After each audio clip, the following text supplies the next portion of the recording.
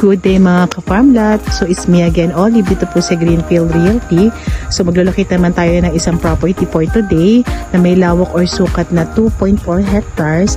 And then si property po ay along Barangay Cemented Road. Ayan, so ito na po yung pinaka-cemented road po natin. From National Road, lahat po ay cemented road ang dadaanan natin at ito po ay nasa 1 kilometer lang para makalabas po tayo ng pinaka-National Road. So medyo malapit-lapit po yung ating property. And then si property po ay may tanaw dagat dito sa may pinaka-Barangay Road. Ayan po. Hindi ko lang masum ng maayos pero ayan po yung pinaka-tanaw dagat natin dito sa Barangay Road. Ayan, so bago tayo magsimula, bago natin ikutin si property, syempre po as always, paki-like, paki-share and subscribe sa ating YouTube channel, and then paki-pindot na rin po ang ating notification bell para lagi po tayong updated sa mga properties na ibablog natin.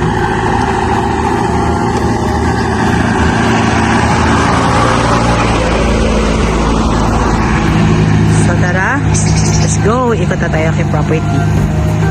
So start na tayo mag-ikot kay property, pero bago tayo tuluyang pumasok, syempre pa explain ko muna po sa inyo yung about sa frontage ng ating property. So kung mapapansin niyo po yung car na yan and then yung niyog na yan, dyan po mag-i-start ang ating pinaka-frontage and then mag-i-end po iyan dun sa may bago umahon na yun. Yan po, sa dulo na yan, at yan po ay maglalaro sa halos nasa 100 meters. Bali ito na po yung ating pinaka-property yan. Kahabaan na to.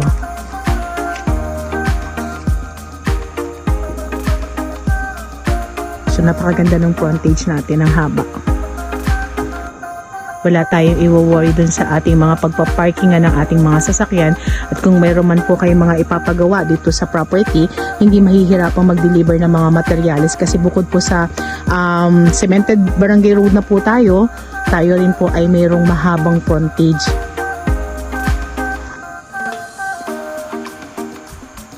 Yan, so pasok na tayo. Dito tayo pasok sa may medyo malinis na to. Pero anywhere naman, pwede tayong pumasok kay property sa haba ng frontage natin. Pero pili tayo ng medyo safe na area. So dito pa lang sa may pinakaharap ng ating barangay road, marami na tayong mga puno ng dalandan, mangga, kaimito. Yan po, may mga langka din. And then meron tayong kakao. May mga dalong yan din tayo. Ayan, oh. Ayan, napakagandang property. Dito pa lang sa may bungad, ang dami ng mga fruit bearing.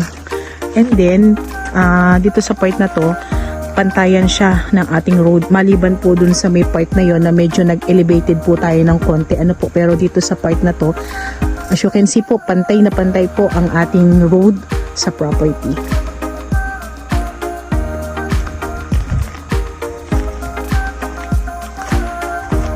Medyo madamo lang yung ating area pero ang dami ng laman.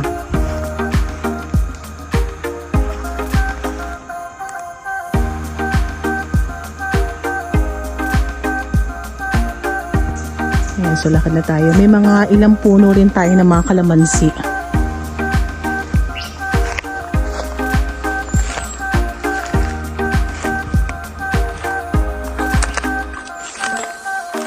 Itong ilalakaran natin almost flat, pero dito sa part na to medyo pataas po tayo ng konti, ano po, pero ang daming hardwood.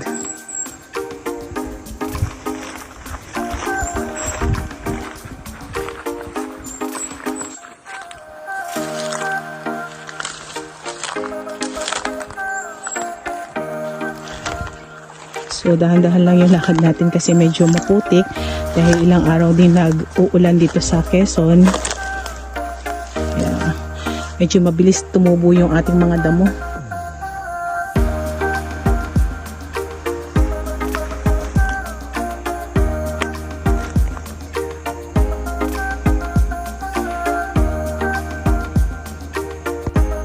Wow, panalo. Ang daming laman, ang daming hardwood.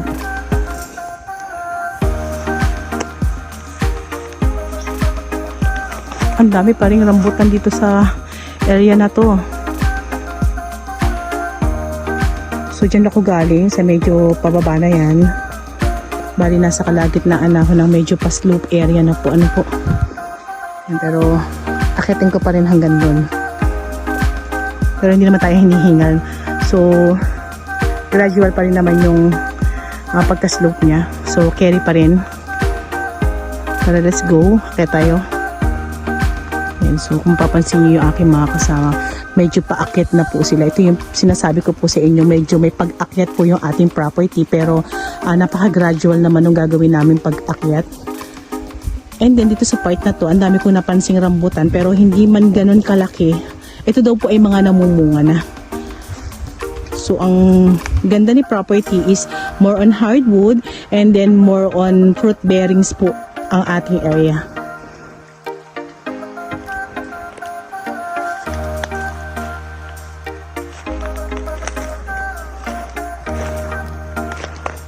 Kagandahan po kasi nito along Barangay Road. So yun yung panalo kay property. Lalo't cemented Barangay Road.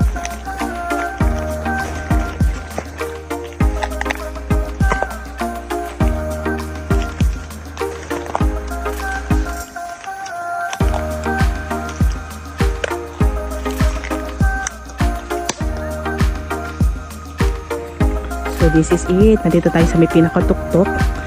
So ayan na, lumalabas na yung ating mga overlooking dito sa area. Pero hindi pa rin natin masyadong matanaw kasi talaga namang siksikan yung ating mga punong kahoy. So talagang hahawiin mo pa sila kasi tabi-tabi po talaga. May mga bunliw pa na hardwood dito.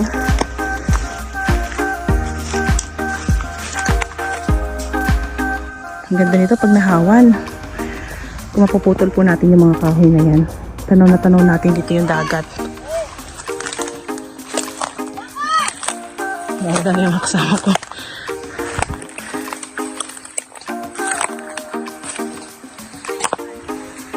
So yan, ikot pa rin tayo. So kagaya ng nasabi ko kanina, tayo po ay maraming hardwood. So kanina nag-ikot-ikot kami, meron ako mga napansin na mga puno na medyo kilala ko po. So banggitin ko na kung ano mga klaseng hardwood yung nakita ko dito sa area, bukod dun sa tayo po ay maraming fruit bearing and niyog. So ang mga hardwood natin, meron ako nakitang nara, batino, mahogany, maulawin, meron din pong malatubig. Yan yung mga nakikita kong mga hardwood. So yung iba hindi na ako familiar.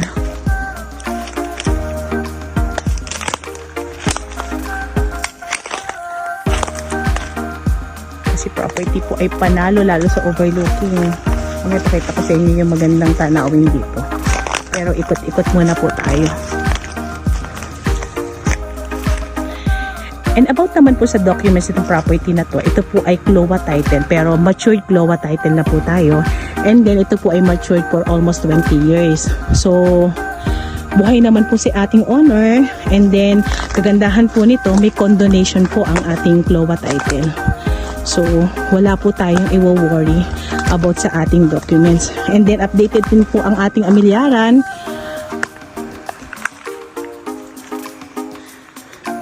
And then nililibre po ni seller ang ating panibagong sukat kung sakaling magustuhan po natin si property niya. So may dating sukat naman to, pero kung gusto natin magpa-relocate, libre na lang po iyan ng ating seller. So lahat naman po ay sasagutin niya maliban po sa ating transfer. Ang gundo.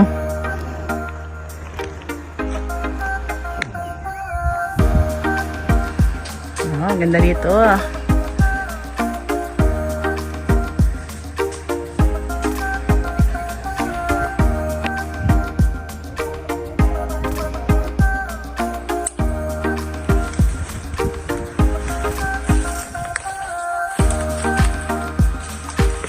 Linisin si property. Hindi na po ito masyadong naaalagaan kasi hindi na po nakakasaka o nakakapag-alaga si tatay. So talaga napabayaan na niya.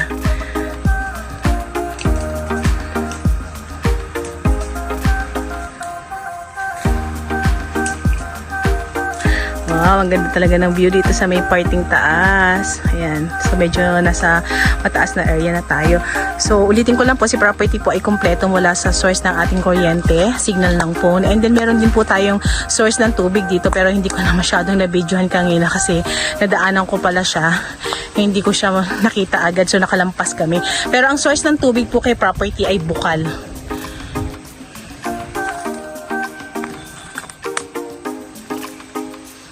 Nagigilid yung aking kasama, naghahanap siya ng daan para makalusot ulit kami dun sa may pinaka barangay road.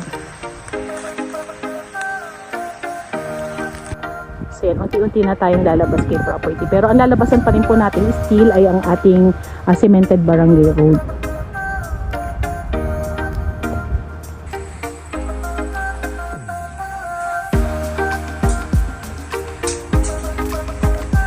Ito po ay malapit din sa elementary school. So, nasa 2 kilometers lang tayo.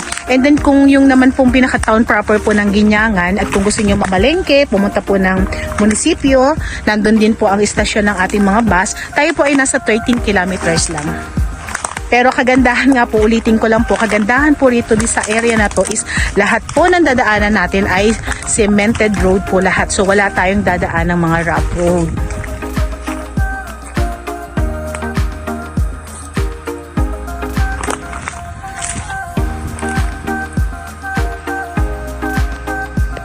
Ang ganda ng view.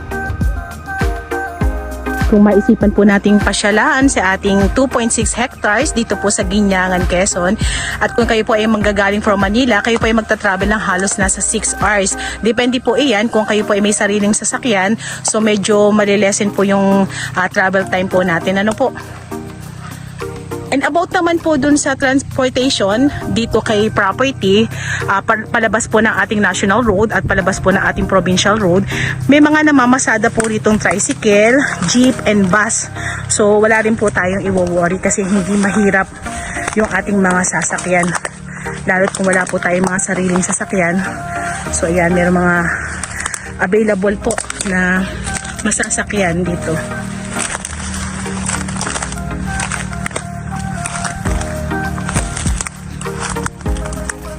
Ito na yung line ng kuryente natin, no? Parang abutan na siya kasi nasa mataas na area nga po tayo. Pero hindi natin ramdam yung pag-akyat natin. Hindi man na tayo hiningal or napagod kasi hindi natin nararamdaman na umaakyat tayo unti-unti dun sa mataas na area.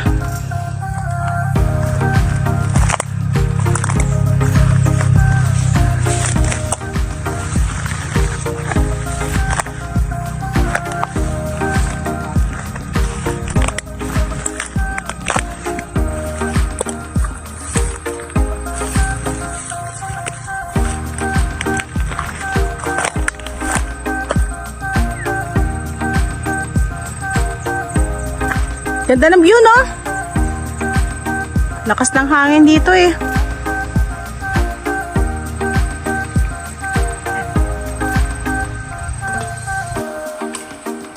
Ito yung pinaka best view dito kay property. Ano yung lake? Ito? Ang ganda, no?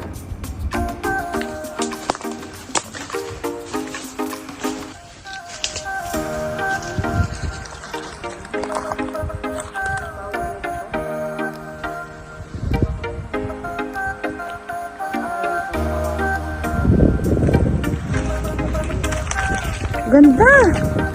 Ang ganda dito sa part na to. Natatabingan lang ng mga kahoy, pero ang ganda, no? Kitang-kita, ano kaya yun? Lake kaya yun?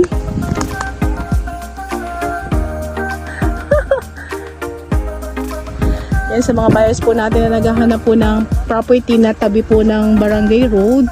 And then at the same time, meron po tayong mga ganitong kagandang mga view, overlooking, ayan. I-avail nyo na po si property. Pwede nyo po kami message sa aming WhatsApp and Viber na nasa taas ng yung screen.